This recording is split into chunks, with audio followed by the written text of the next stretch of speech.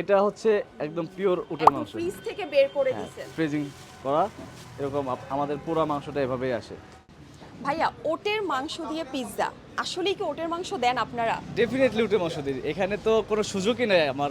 আমি আমি কিন্তু আমার কোয়ালিটি নিয়ে কখনো কম্প্রোমাইজ করি না। আর উটের মাংস এটা অথেন্টিক সোর্স থেকে আসে। আপনারা কেউ ল্যাব টেস্ট করতে চান এসে ল্যাব টেস্ট করবেন। ল্যাব টেস্ট করতে যে খরচ যায় পুরো খরচ আমি দিব আপনাদেরকে, কোনো সমস্যা নাই। আর ল্যাব টেস্টে যদি প্রমাণিত হয় ৫ যে লাখ এটা ওটের মাংস না, তাহলে কি করবেন? ৫ লক্ষ টাকা জরিমানা দেবো আমি। আপনি তো খাইছেন উটের মাংস, তাই না? হ্যাঁ, definitely। টেস্টটা একটু বলেন তো আপনার কাছে কেমন লাগে? উটের মাংসের টেস্টটা সম্পূর্ণ ইউনিক। আমি টেস্ট বলে আসলে বোঝানো যাবে না। যেমন খেয়ে বুঝতে হবে। খেয়ে বুঝতে হবে। কারণ হচ্ছে যেমন হরিণের মাংসের টেস্টটা কিন্তু একটু হালকা টক টক, এটা বলা যায়।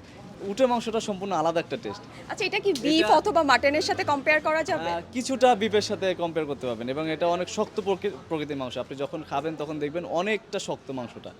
এই ওটের মাংস দিয়ে পিৎজা, এই আইডিয়াটা আপনার কিভাবে আসছে? আমি সবসময় একটু অন্যরকম চিন্তা ভাবনা করি, কারণ ছোট থেকে আমার একটু অভ্যাস খুঁটিনাটি বিষয় নিয়ে একটু ইউনিক কিছু বের করার। তো আমি কিন্তু এই ফার্স্ট টাইম যখন শুরু করছি আমার এটা কিন্তু উড ফায়ার পিজা, এবং আমার পিজাটা সম্পূর্ণ ইতালিয়ান রেসিপিতে তৈরি করি, যেখানে বাংলাদেশে মেজরিটি পার্সেন্ট মানুষ জানে না যে ইতালিয়ান রেসিপিতে কীভাবে পিজা তৈরি করে। আপনারা যারা পিজা খান আপনারা অবশ্যই জানেন, এখানে লিটল ইটালি আছে, বিভিন্ন ব্র্যান্ডের ইতালিয়ান যে রেসিপি যাদেরকে কাছে পাওয়া যায় ওটা খেয়েছেন, আর আমারটাও ট্রাই করে যান আজকে, দেখেন তাদের সাথে মিলে কিনা। আর যারা ইতালি গেছেন তারা তো ডেফিনেটলি বলতেই পারবেন যে এটা আসলে ইতালিতে এরকম পিজা হয় কিনা। আচ্ছা, এই ওটের মাংস দিয়ে পিৎজা খেতে ঠিক কত টাকা গুনতে হবে? উটের মাংসর পিজা আমাদের স্টার্টিং হচ্ছে 400 টাকা থেকে শুরু করে আপনার হচ্ছে 1680 টাকা পর্যন্ত। 400 টাকায় কত ইঞ্চিটা পাওয়া যাবে? 5.5, 5.5, 9, 12, 15 আমাদের হচ্ছে 4টা ভ্যারাইটি আছে। এবং খুব রিসেন্টলি দুম্বার মাংসের পিজা আমরা বিক্রি করা শুরু করব।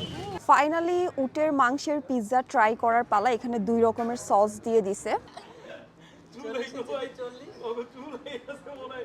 ফার্স্ট টাইম হচ্ছে ওটের মাংস ট্রাই করলাম, আমার কাছে খুবই মজা লাগছে, একটু ডিফারেন্ট টাইপের টেস্ট। ওভারঅল পিৎজাটাই আমার কাছে একদম ডিফারেন্ট লাগছে।